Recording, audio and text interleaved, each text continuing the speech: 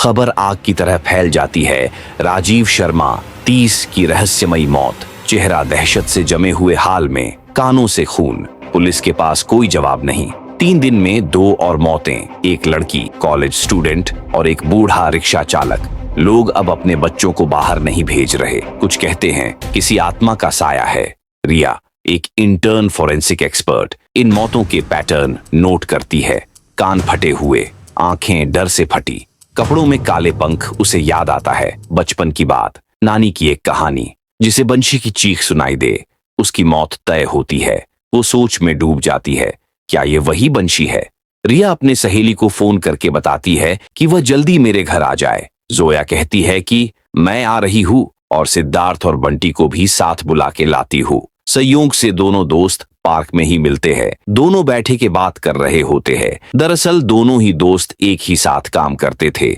उन्हें भी रिया ने सूचना दी थी। तभी जोया वहां पहुंच जाती है और एक दूसरे का हाल चाल जानने लगते हैं और बिना समय गवाए रिया के घर की तरफ चल पड़ते हैं। रिया उन्हें बंशी के बारे में बताती है। संभावना हो कि सभी की मृत्यु का कारण वही हो। जोया कहती है कि इसका सबसे पहला केस शिवधाम कॉलोनी के पास ही आया था। हम सबको वहां चलना चाहिए। चारों मित्र मंडली चल पड़ते हैं। जंगलों के रास्ते होते हुए बढ़ते चले जा रहे थे। आखिर उन्हें वह कॉलोनी मिल गई। पुरानी जर्जर हुई पड़ी अंग्रेजों के समय की हवेली। उसके अंदर उन्हें एक पुरानी किताब मिलती है जिसपे लिख था, मैंने उसे ताबीज में बंद किया।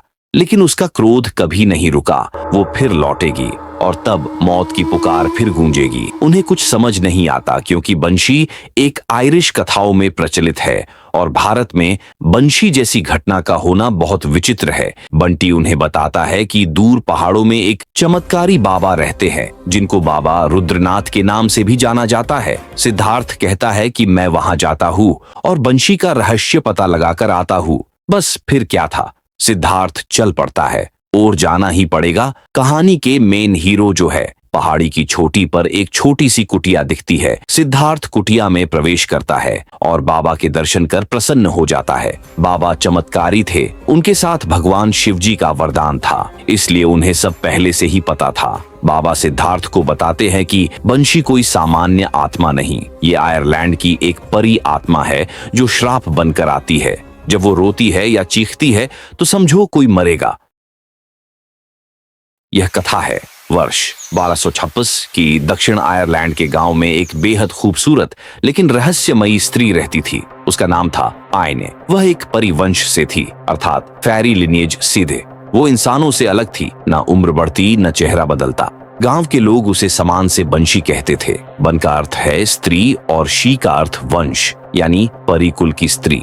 आयन का कार्य था अपने वंशजों को मृत्यु से पहले सचेत करना। जब भी किसी के घर में कोई मरने वाला होता, वह चीखती या रोती जिससे घर वाले जान जाते कि मौत पास है। लेकिन उसकी इस आदत को कई लोग अभिशाप समझने लगे। कुछ अंधविश्वासी पुरुषों ने उसे डायन समझकर गांव से निकाल दिया। एक दिन अचानक उस गांव में अंग्रेजों का आक्रमण हो जाता है। एने गांव वालों को बचाने की कोशिश करती है, लेकिन लोग उसी पर शक करते हैं। उन्हें लगता है कि वही अंग्रेजों को लाई है। गांव के प्रधान और प्रीस्ट मिलकर उसे पवित्र पत्थरों में बंद कर एक काले ताबिज में कैद कर लेते हैं। लेकिन जाने से पहले वो एक श्राप देती है, मुझे अगर मेरी सच्चाई न समझी गई तो मेरी चीख अब हर किसी के लिए मौत की पुकार बनेगी। तुम मेरे आंसुओं का जवाब लहू से दोगे और जहां ताबिज खुलेगा मौत का नर्तन होगा।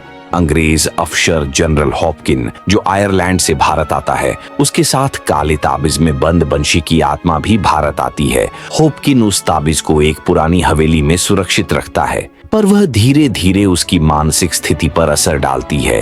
वो रात में चीखें सुनता है। एक दिन हवेली में उसकी रहस्यमयी मृत्यु हो जाती है। ताबिज वही दफन कर दिया जाता है। सिद्धार्थ बाबा से पूछता है, बाबा फिर बंशी आजाद कैसे हुई? बाबा समझाते हैं, आजादी के बाद गांव से एक युवक उस पुराने हवेली के तहखाने में खो जाता है और वह वही ताबीज के पास पहुंच जाता है और ताबीज अपना कहर दिखाती है। अगले दिन उसकी लाश मिलती है, बिना चोट के, परंतु चेहरे पर मौत का डर और कानों से रक्त। तब से 10-20 साल में एक सीरियल मौतों की लहर उस इलाके में आती है। एक किताब में लिखा है, she was a guardian of death, now she is death. बाबा उसे एक सुरक्षा कवच, मंत्रों की किताब और एक विशेष अग्नि प्रदान करते हुए कहते हैं, अब बंशी की मुक्ति केवल तुम दे सकते हो। इस अग्नि से उस ताबीज को जला देना। ताबीज उसी जमीन के नीचे होगी जहां पहले व्यक्ति की मृत्यु हुई थी। सिद्धार्थ वापस आ जाता है और अपने दोस्तों को सारी बात बताता है। चारों दोस्त वापस उसी जंगल में जाते हैं जहां राजीव मरा था। यहाँ माहौल और डरावना होने लगता है।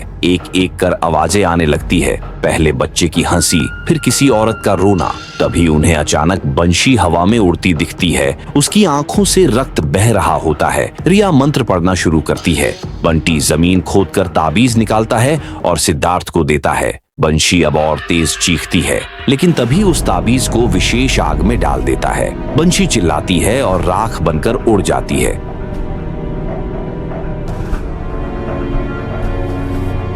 सभी दोस्त चैन की सांस लेते हैं और अपने अपने घर की तरफ चल देते हैं।